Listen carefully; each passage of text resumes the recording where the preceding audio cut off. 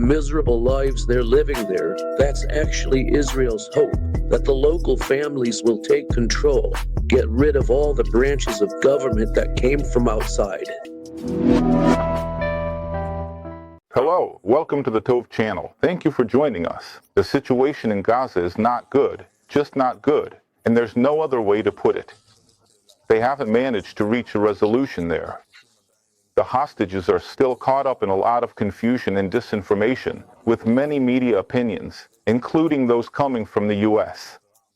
Donald Trump, who has recently gotten deeply involved in internal affairs, also tweeted today about the hostage deal. Come on, make a deal, release everyone. It's not clear what he's basing this on, or who thinks that Hamas would really release everyone.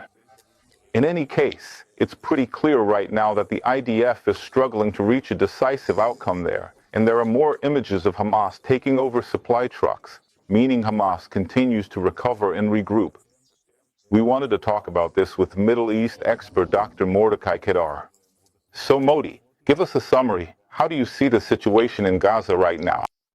For me, what's important is that we're starting to see, inside Gaza, the emergence of clan-based forces that are against Hamas.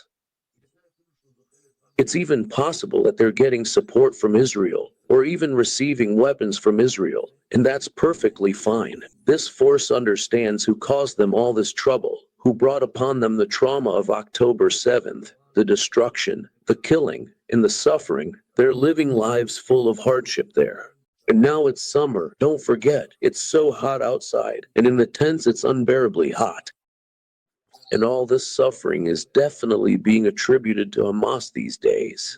And today there are groups, mainly in Khan Yunis and maybe also in Gaza City, of people who are seriously challenging Hamas's ruling hegemony. We see this both in what people are saying and in the media. And this is actually Israel's hope, that the local families will take control and drive out all the ruling elements that came from outside.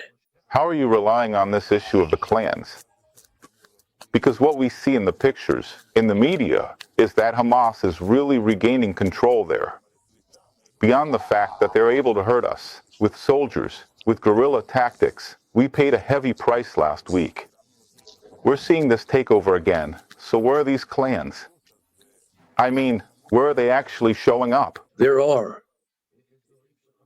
In areas controlled by Hamas, there are no clans.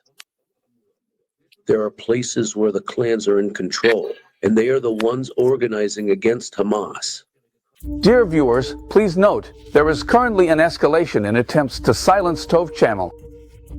Naftali Bennet is suing Tove Channel for no less than 250,000 shekels. A gag lawsuit by a former prime minister against an independent media outlet in a democratic country. This must not happen. If he wins this lawsuit, the channel, Tove Channel, might be shut down. And that's why we're raising 500,000 shekels so we can keep bringing you bold content and fight those who are trying to silence us. So, our request is, support us. All the details are in the link below the player, and we will be grateful for your support. To tell you that they're Zionist? No. But they can definitely serve as a counterweight to Hamas, and even do things to Hamas that we can't, don't want to, or that the army's legal advisors won't allow us to do. These are definitely things that the legal advisors in the army have a lot to say about. So these are definitely circles we can work with, and we need to take advantage of that.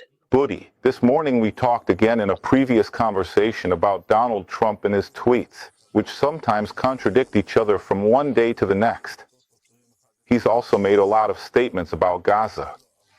This morning, I saw a tweet from him saying, regarding a deal, anyone who understands what's going on, anyone who listens to our channel and to your analyses and those of other Middle East experts, knows that Hamas won't release everyone without a ceasefire, without rebuilding its capabilities.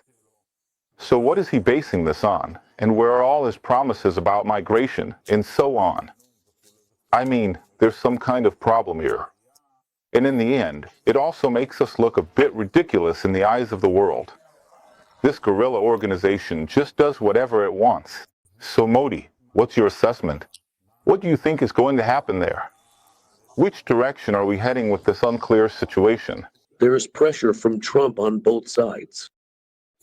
Here in Israel, we're feeling the pressure because he wants to wrap this up within 2 weeks. That's what he said. And in my opinion, he's also putting significant pressure on Qatar. So that, as the representative and patron of Hamas, Qatar will reach an agreement with Hamas. You could say that on a festive day, Trump could claim he saved the whole world from disasters, something like that. So, you're saying the next 2 weeks. You think they're critical in that sense? Is something really going to happen there, or is this just another statement with no substance? No, I'm hearing from all sorts of directions. Give it 2 weeks, in the last couple of days. First, today you're asking for a break from the scientist. Yes, from the investigations, from the cross-examinations, starting from Monday, apparently. We're hearing Mr. Tragg talk about 2 weeks from Friday, when he wrote the letters. So, there's just too much overlap in the dates, at least when people are talking about them in such a decisive and important way. And we'll see what happens. Beyond that, I don't really know what's going on there, because the IDF spokesperson is imposing almost a blackout on what's happening in Gaza, except, of course, for our casualties, which is very serious. But notice, the IDF doesn't say where it is, what it's planning, what might change in front of it, and that's exactly the result of the, I would say, psychological warfare that exists between it and Hamas, using all sorts of other factors, while what's really happening behind the scenes is that the Mossad delegation, or those who were supposed to go and negotiate, didn't go to Cairo for the continuation of the negotiations. I hope I'm wrong. Yes, that it's just a case where I don't know what's really going on, and that's totally fine, and the negotiations are actually continuing, so that at some point we can reach an agreement that can be improved on the one hand, and to make sure that Hamas doesn't go back to what they were on October 6th, 2023. So what do you have to say about Ariel Kahana's revelation, the political correspondent, who basically ties all these deals to the Abraham Accords, of course, which are Trump's baby, but also with our promise to establish a Palestinian state under certain conditions, which caused quite a stir on Friday? There is no promise on our part to establish a Palestinian state, and in my opinion, what we might see very soon is the beginning of the implementation of the autonomy plan that I suggested, a plan for 7 city-states: Bethlehem, Jericho, Ramallah, Hebron, Calkilia, Nablus, and Jenin. And Israel would be in the rural areas, giving them the option to do whatever they want politically. I have no problem with any of these cities, each one separate. If they want to form a federation, let them form a federation, like the Gulf Emirates. This way, the issue will reach some kind of solution, one that is connected to sociology, not just to autobiography. All right, last question to wrap up. The topic of migration, another one of Trump's promises. Is there any chance that this move will actually happen, that we'll really see Palestinians leaving Gaza, or will this just get lost in a sea of plans? In my opinion, the first thing is to find a country that would agree to take them, or countries that would agree to accept them. And I read some report about a month ago that the Attorney General claimed there's a legal obstacle to transferring Arabs from Gaza to any other country in the world, even through Ramon Airport. That's what they did for at least some time, a few days, a few weeks, and the Attorney General stopped it. That's what happened. Whether that's true or not, I don't know. If it's not true, I apologize to you, to the viewers, and to the Attorney General. But that's what I understood a month ago, that she prohibited this. If she did prohibit this, it's very serious, extremely, extremely serious, that the Attorney General is already getting involved in policy. What's going on here?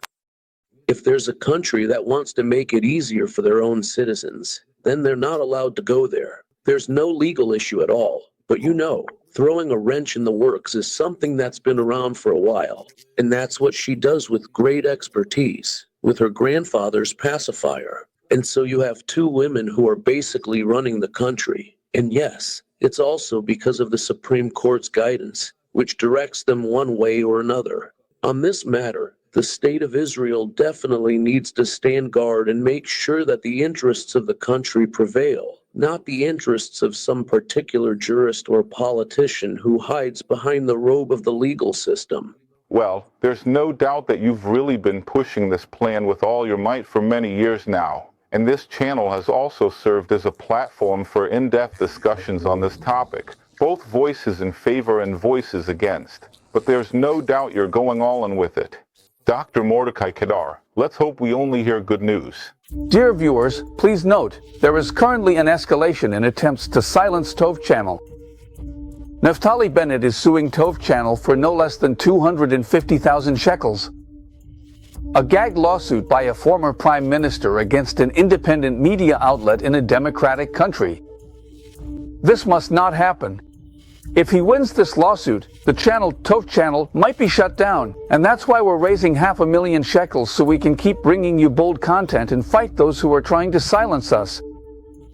So, our request is, support us. All the details are in the link below the player, and we will be grateful for your support.